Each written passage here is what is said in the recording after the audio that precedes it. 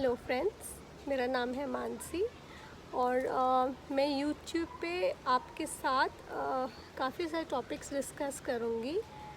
मैं नई हूँ यूट्यूब पे एंड मैं आपका सपोर्ट चाहती हूँ, तो मैं आपसे रिक्वेस्ट करूँगी कि जो नीचे सब्सक्राइब बटन है उसे प्लीज़ क्लिक कीजिए और उसके बाजू में जो बेल आइकन है उस पर क्लिक कीजिए ताकि जब भी मैं कोई नवा वीडियो अपलोड करूँ तो आपको वो नोटिफिकेशंस मिले। अच्छा, मैं आज का टॉपिक मैं कवर करना चाहती हूँ जो है क्लीनिंग एंड क्लियरिंग। क्लीन और क्लियर क्या है? आप में से कोई कुछ गेस कर सकते हैं?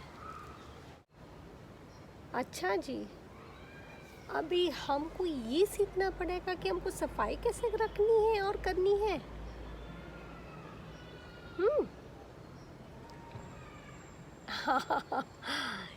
कुछ ऐसा ही समझ लीजिए। चलिए शुरू करते हैं फिर। अच्छा, क्लीन एंड क्लियर में ये होगा फ्रेंड्स कि हम अपने घर में जाएंगे, सब देखेंगे। नो पर्टिकुलर ऑर्डर, मैं आपके साथ थोड़े बहुत कैटेगरीज शेयर करूँगी जो हमें हेल्प करेंगे कि हम कैसे अपना घर मेंटेन कर सकते हैं ये टाइम पे। एंड एक बार अगर हम ये अपना रूटीन सेट कर दे तो जब हमारी मेड्स भी वापस आ जाएगी ड्यूटी पे तो आई एम वेरी श्योर, मुझे बिल्कुल यकीन है कि हमारा एक बार ये रूटीन सेट हो जाएगा तो आगे भी जाके हमारा मेस नहीं रहेगा घर में। तो लेट्स गेट इनटू दिस। चलो चलते हैं, आइए देखते हैं कि क्लीन एंड क्लियर क्या है। बट मैं अपने नोट्स रेफ़र करूँगी क्योंकि मैं थोड़े नोट्स बनाए हैं, तो इस नोट्स में देखेंगे कि ये क्लीन एंड क्लियर क्या है। और हाँ दोस्तों, ये मेरे जो भी मैं टॉपिक्स करूँगी यूट्यूब पे, मैं कोशिश करूँगी कि 3 लैंग्वेजेस में बने, हालांकि इंग्लिश, हिंदी एंड गुजराती। तो अगर आप जानते हो किसी को जो ये 3 लैंग्वेज में से कुछ भी कंफर्टेबल है तो आप बेशक शेयर कर सकते हो। अच्छा, शुरू करेंगे हम क्लोथ्स से। हम अपने वार्डरोब्स चेक करेंगे, सारे अलमीराज चेक करेंगे कि हम क्या कपड़े हैं जो नहीं फिट आते हैं कबर्ड में। हम नए नए कपड़े लेके आते हैं, पुराने है डिस्कार्ड करते हैं, नहीं रखते हैं। We are not sure of it, हम लोग बिल्कुल श्योर नहीं है। तो ये सब कपड़े हम एक बार सभी कुछ पलंग पे रख के एक बार सब गो थ्रू कर लीजिए, अलमीराज पूरे क्लीन कर दीजिए, वाइप करके रीऑर्गेनाइज कर सकते हैं।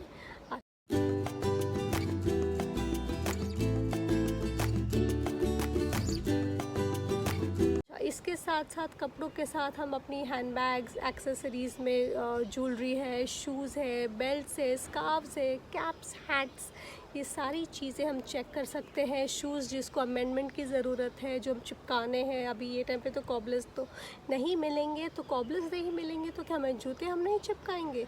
शू किट्स आती है, देखिए अगर आपके एसेंशियल सर्विसेज में मार्केट में अगर आपको मिलती है शू किट्स तो वो आती है जो हम घर पे चिपका सकते हैं। इंडस्ट्रियल ग्लू शूज़ के लिए आते हैं तो वो हम स्टिक कर सकते हैं घर पे। ज्वेलरी का रियल ज्वेलरी है तो हम लोग उसको वॉश कर सकते हैं। कॉस्ट्यूम यानी आर्टिफिशियल ज्वेलरी है तो उसको एक थोड़ा डस्ट क्लॉथ से क्लीन कर सकते हैं।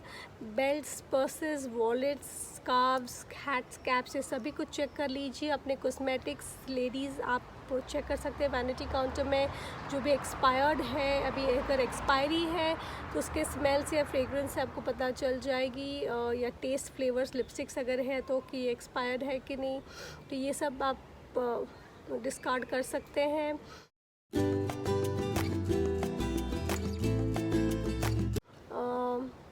बेबीज़ के क्लोथ्स पे की तरफ आइए। आपको जो लगता है आपके बच्चों को फ़िट नहीं आती है तो वो सब आप सेपरेटली कलेक्ट कीजिए, ताकि अगर आपको लगता है कि कोई और पहन सकता है आपके सपोर्ट टीम में से या कोई ऑर्फनेज में से, तो आप उसको अलग से अभी एक बैग में स्टोर कर सकते हैं। बच्चों के टॉयज़ भी चेक कर लीजिए, कोई ब्रोकन टॉयज़ है तो हम उनको फिक्स कर सकते हैं, चिपका सकते हैं।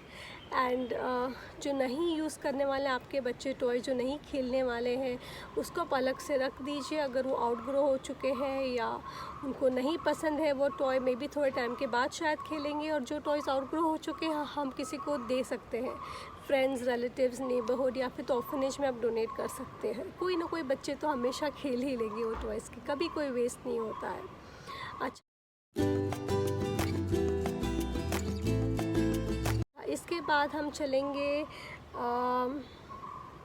सॉक्स, शूज़ तो हमने बात कर ली, सॉक्स भी देख लीजिए, अंडरगारमेंट्स भी चेक कर लीजिए, सब ये सब आपको चेक करने हैं। इलेक्ट्रॉनिक आइटम्स चेक कर लीजिए जिसमें बैटरीज है, नहीं है, रिमोट्स, एवरीथिंग, वो सब चेक कर लीजिए। अच्छा, अभी आएंगे बुक्स में, तो बुक्स में डायरीज़ भी है। हम जो बुक्स पढ़ते हैं, मैगज़ीन्स, नॉवेल्स, ये सब आप गो थ्रू कर लीजिए। जो नहीं चाहिए, ब्लैंक डायरीज़ है, वो किसी को पास ऑन कर दीजिए। थोड़े बहुत पेजेस लिखे हुए हैं वो आप किसी को दे सकते हो। फिर पेपर्स है, पेपर्स आप प्लीज़ थोड़ा गो थ्रू कर लीजिए। बिल्स, रिसीट्स जो है, जो भी फाइलिंग के पेपर्स है, अपनी पॉलिसीज़ है, सर्टिफिकेट्स है, सब आप एकदम सिस्टमेटिकली हम रख सकते हैं।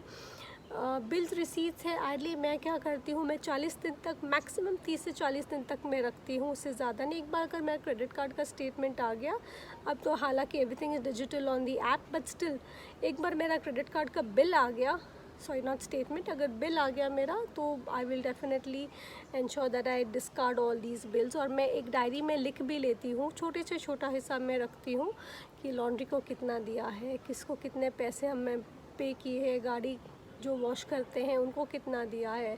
तो all this is very very helpful. ये हमको डे टू डे लाइफ में ये सब छोटी छोटी बातें बहुत हेल्प कर देती है।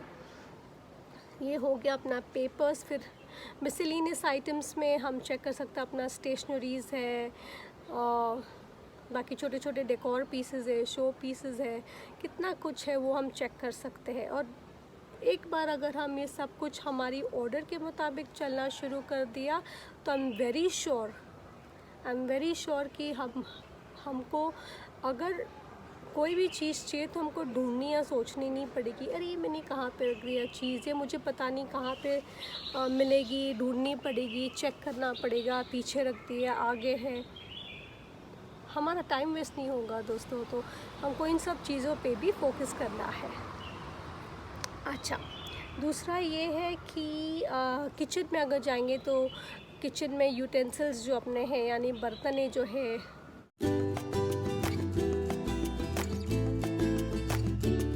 कड़छियाँ हैं, चम्मच है, नाइफ्स है, जो नाइफ्स को शार्पन करनी है। आजकल तो सुपरमार्केट्स में नाइफ शार्पनर्स भी मिलते हैं, तो वो सब आप चेक कर लीजिए। जो नहीं है उसे संभाल के डिस्कार्ड करना है। पॉट्स, पैन्स है, जैसे अपने तवे है, कढ़ाइयाँ है, ये सब आप चेक कर लीजिए। अगर आपको लगता है कि कुछ नहीं है बराबर, तो जो डिस्कार्ड करने का है वो हम डिस्कार्ड कर सकते हैं। फिर हाँ, किचन में सबसे अपना मेन इम्पॉर्टेंट है फ्रेंड्स रेफ्रिजरेटर। तो रेफ्रिजरेटर, हमारा जो फ्रिज है, क्या हम वो चेक करते हैं रेगुलरली?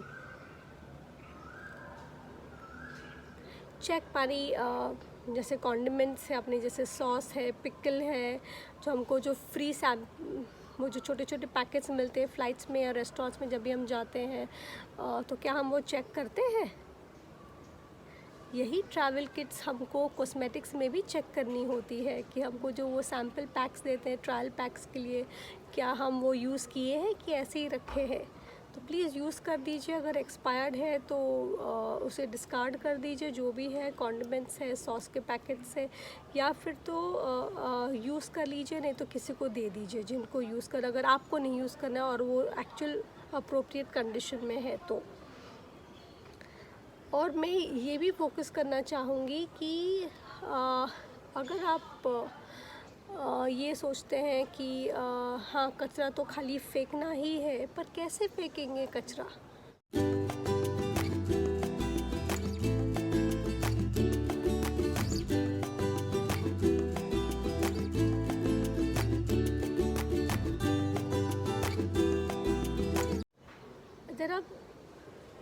ज़रा आप ये सोचिए कि अगर जो लोग कचरा हमारे लिए क्लियर करते हैं, कि वो बीमार नहीं पड़ेंगे? अगर ड्राई कचरा है या अपना वेट कचरा है, जैसे चाय की पत्ती है, ये सब वेट कचरे में आएगा। उसको एक डस्टबिन लाइनर में डाल दीजिए दोस्तों। डस्टबिन लाइनर डस्टबिन के अंदर डाल दीजिए और उसके अंदर कचरा हम डिस्कार्ड कर सकते हैं।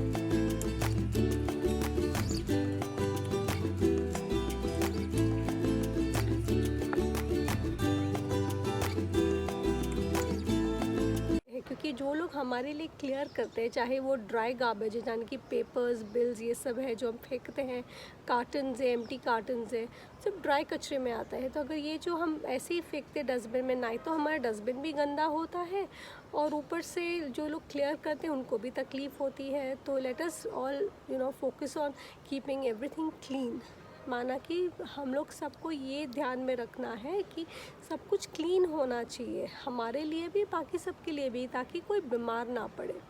यहाँ पे बीमारी का कारण है गंदगी। छोटी से छोटी चीज़ हमारी इतनी हेल्प करेगी सबको कि कोई ये भी नहीं सोच पाएगा कि इतनी छोटी चीज़ कभी किसी को बीमार भी कर सकती है।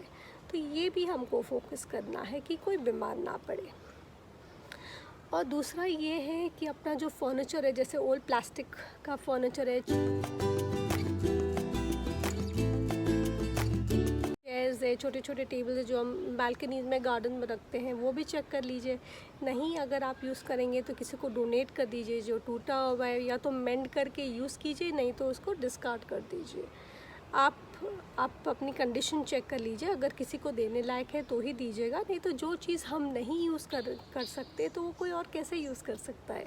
जस्ट बिकॉज वो हमारे नीचे सपोर्ट टीम होती है तो इसका ये मतलब तो नहीं कि हम उसको कोई ऐसी टूटी हुई कोई चीज़ दे सकते। इट्स नॉट, सही नहीं है ये बात। तो वो चेक कर लीजिए। अच्छा, जिनकी बालकनीज़ है या गार्डन्स है, गार्डन में प्लांट्स चेक कर लीजिए। जो वीड्स होते हैं, अनवांटेड प्लांट्स जो कहीं से भी उड़ के अपने पॉट्स में सीड्स उसके सेटल हो सकते हैं, वो भी आप चेक कर लीजिए। अगर नहीं है तो उसको पूरा गार्डनिंग कर दीजिए। मैंने 4 दिन स्पेंड किए हैं अपने गार्डन में, या 5 दिन मुझे लगे हैं पूरा सब सेट करके रीऑर्गेनाइज़ करने में। पर प्लीज़ देखिएगा कि आप कोई रूट्स ना उसके काट दें,